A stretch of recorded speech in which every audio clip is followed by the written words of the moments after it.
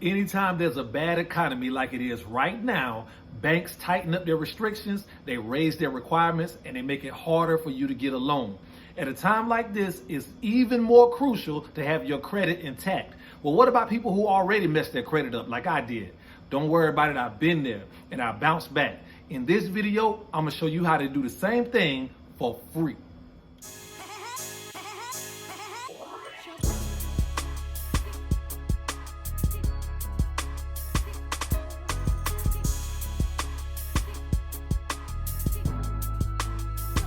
What's up, YouTube? I want to welcome everybody to my channel. Thank you for watching Minding Your Biz with me, Ivory. Now, this is the channel where we talk about building wealth, and credit is a huge part of that equation. If these are the types of things that you and your family are serious about, do me a favor and subscribe, hit that like button, hit that notification bell. That way you're notified every time I drop a video. Now, it takes about 7 years for a negative mark to come off your credit report.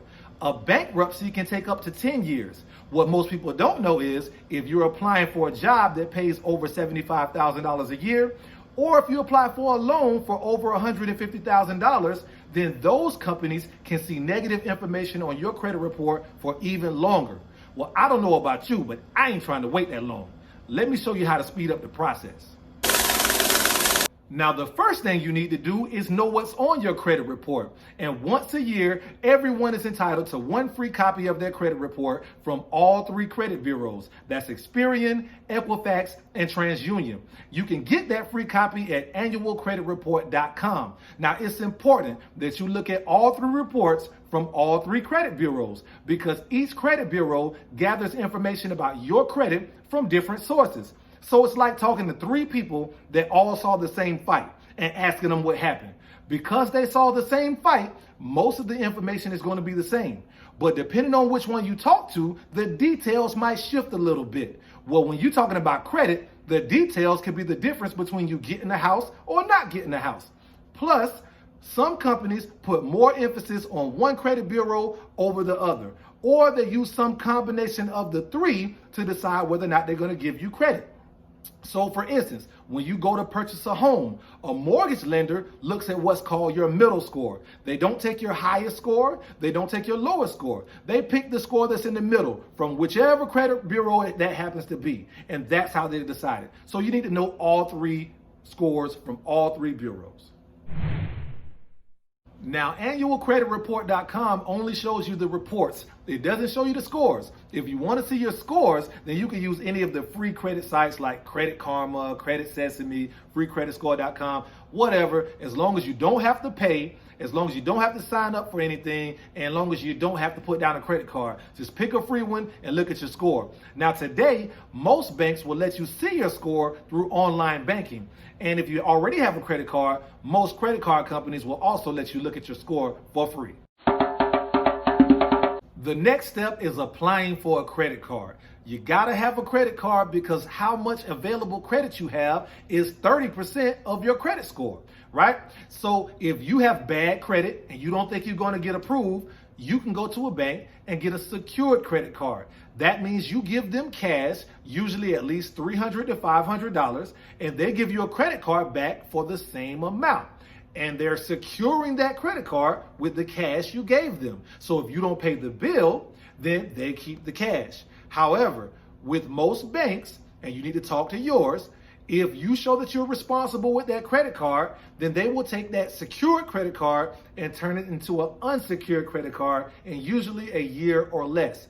All that means is they're going to give you back the cash that you gave them in the beginning and let you keep the credit card, and it's all credit, right? So that's a great program, but talk to your bank and see if they offer it. Now pay attention. Every month, you want to keep your credit usage low. You want to keep it under 30%. So that means, let's say you have a card for $1,000. Then each month, by the end of the month, you don't want to leave more than $300 in a balance on that card. When you do this, each month, you're probably going to notice that your score is getting higher and higher. Once I got to this point when I was working on my own credit or when I was helping family and friends, Then I started to use some strategy. Again, this is my strategy, and it came from my own research. I encourage you to do yours because I'm not some credit repair guy or financial expert. This is what worked for me, right? And you need to do your research to see what's best for you. But once I got to that point, I would wait about 4 to 6 months. Best case scenario, 9 months. 9 months of paying your bill on time, keeping your balance low, and at that point, I would apply for another credit card. Now, why would I do that? One, after 9 months of paying your bill on time and keeping your balance low, then your credit is probably going to be higher. So you're probably going to get a better credit card. That means a lower interest rate. That means it's not secured. That means it comes with better rewards. And most importantly, it comes with higher available credit. And in this strategy, the name of the game is increasing your credit. The higher your available credit is, the higher your score is going to be, as long as you can keep your usage low. Now, that's the disclaimer I gotta put out there. If you have a spending problem and you can't control yourself and you're just gonna use your credit card like an ATM, then this strategy ain't for you. This strategy is for people who are gonna apply for a credit card, have multiple cards, keep the available credit high, and keep their usage low. If you can do that, then this will definitely increase your score fast.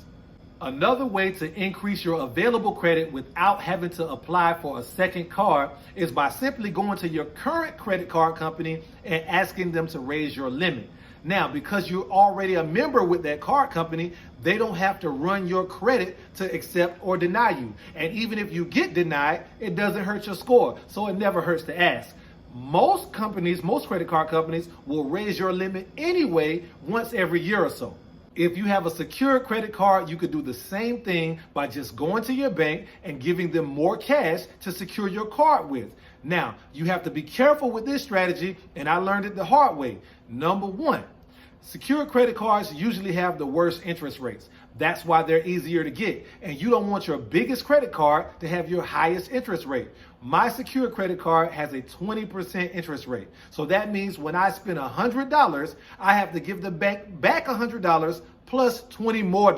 And that's terrible. All right. Number two, most banks over time, if you're responsible with your secure credit card, they will turn it to an unsecured credit card. That means they'll give you your initial money back, but not if you gave them a lot of money up front.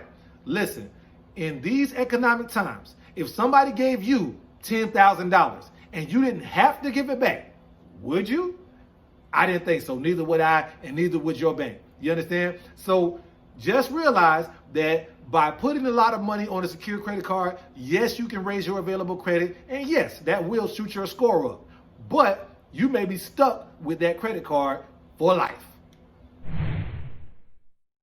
Let's get into what most people are talking about when they speak about credit repair, and that's the dispute process.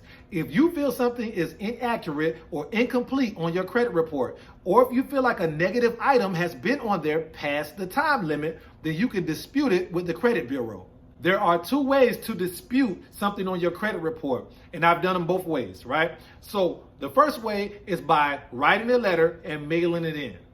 That letter needs to include the following: your full name and address, each item that you're disputing, any documentation, only copies, not the original, any documentation that supports what you're saying, and a request to remove or correct that item on your credit report. Now, when you send the letter, you need to send it certified mail, and you need to pay to request a receipt so that you have proof that the credit bureau received it. Why is this important? Because by law, the credit bureau has 30 days to investigate your claim. The company in question has to prove in that time that your claim is not valid. If they can't provide that information, then it is automatically removed from your credit report. Now, what happens if you get denied? Well, even if you get denied, you can dispute it again in 30 days. And this is what most credit repair companies do. They write letters, they dispute, they monitor the response from the credit bureau. If they get the response they want to hear, great. If not, they dispute it again. And what happens is over time, you wear companies down. After 3 or 4 months, some companies will just give up and take it off your credit report. Why? Because they don't want to spend the time and money that it costs them to keep proving you wrong, right? It's just easier for them to just drop it. Now, I do not advise you to dispute things that you know to be accurate. But if you are persistent, disputing things multiple times can get it taken off your credit report. Now, you can also complete the dispute process online, but doing it by mail is what allows you to do it multiple times. Now, even if you're not sure if something on your credit report is wrong or inaccurate or incomplete, it's worth taking a look at all three reports, because right now, identity theft is real. A very close friend of mine found out a couple of weeks ago from when I made this video that somebody was using her social to open up multiple accounts, right? And had they not checked their credit reports regularly, they would not have known. So definitely check, because it may be something on there that you want to dispute that you don't even know about. One thing you need to know about disputes: if you're applying for a mortgage and you have a dispute on a credit item for over $1,000, then you risk being denied for that mortgage. So if you plan on applying for a mortgage, you plan on buying a house, then you might want to remove any disputes from your credit report for any items over $1,000. The last thing I want to talk about is how to deal with your creditors, the people you owe money to. Well, the first thing is you want to start with your active accounts, right? Not the ones that are in collections, not the ones that have been charged off. I'm talking about people you're still doing business with right now. You maybe just have late payments, or you may have a balance, right? Now, you want to call these people and make payment arrangements, agree to pay, and ask that as a courtesy if they will remove any late payments from your credit report. Now, these companies don't have to do that, but you'll be surprised how many companies will. Many companies will work with you on this because they see a chance to turn a non-paying or late paying customer into a current customer, and hopefully somebody who will be paying them for the future, right? So either way, make the payment arrangement, and definitely don't be scared to ask. A closed mouth don't get fed. Okay, we're wrapping it up, and I put this one last because it's the last step in the process, and you should do everything else we talked about first before you do this, because they have a greater impact on your credit score. But after you did all of that, now you want to reach out to any accounts that are in collections or have been charged off, and then you want to make settlements. Most people are used to collection agencies calling them, harassing them, and flexing their muscles, right? Now it's time to turn the tables. You're calling the collection agencies and you ready to wheel and deal. Why? Because you know that collection agencies have bought your debt for pennies on the dollar. Let's say you owed some company from 10 years ago, you owed them $500 and they sent you to collections. All the collection agency did was go to that company and say, hey, Ivory ain't never gonna pay you $500.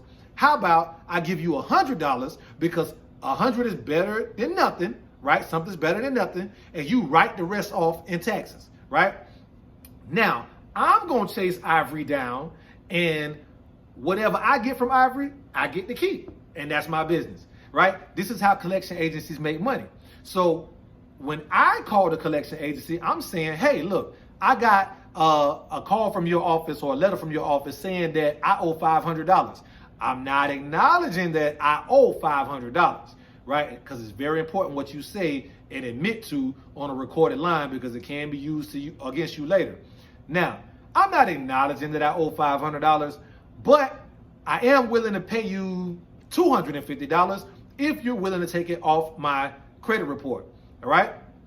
Now, this is how collection agencies make money. They bought my debt for $100. So if I give them $250, they just made a profit. So they have some incentive to work with me. Now, it's very important that you get that agreement in writing. That's what's called a deletion letter, right? If you don't get that deletion letter and you pay your money and they don't take it off your report, then you can't dispute it with the credit bureau. It's nothing you can do, right? But if you have the deletion letter and you pay your money like you agreed and they don't take it off your report, then you can dispute it and it will come off within 30 days. Now, again, I am not a credit repair expert. I'm not a financial advisor. These are strategies that I have used personally to fix my own credit and the credit of my friends and family members multiple times. So I've seen it work, right? So I've done my own research. You should do yours. Talk to a financial advisor and come up with a strategy that works for you. But this is what I've seen work for me. The majority of what I told you has come from the Federal Trade Commission's website, right? I'm going to put a link to their site right now because they actually have a sample dispute letter that shows you what a dispute letter should look like when you send it off to the credit bureaus, right? I'll put that link right here. So with that being said, thank you for watching this video. If you like what you heard today, please like and subscribe. You watching Minding Your Biz with me, Ivory. I'm out. Peace.